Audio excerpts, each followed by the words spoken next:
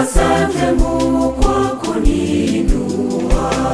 Jumapili hii tarehe 18 kwa mwaliko wa Pate John Paul Imai, runinga ya Capuchin itakita kambi katika kanisa la Mtakatifu Maurusi, eneo la Mathare Kaskazini, jimbo kuu Katoliki la Nairobi, katika adhimisho la sherehe ya kubarikiwa kanisa hilo pamoja na sikukuu ya Mtakatifu Maurusi. Ibada ya misa takatifu itaanza saa 3 asubuhi ikiongozwa na Askofu Mkuu Filipo Wanyolo wa jimbo kuu la Nairobi. Ili kupata matukio yote ya sherehe hiyo pamoja na misa takatifu ya Jumapili ya pili ya kawaida mwaka wa kanisa Katoliki, fuatilia runinga ya Capuchin pamoja na mitandao yetu ya kijamii.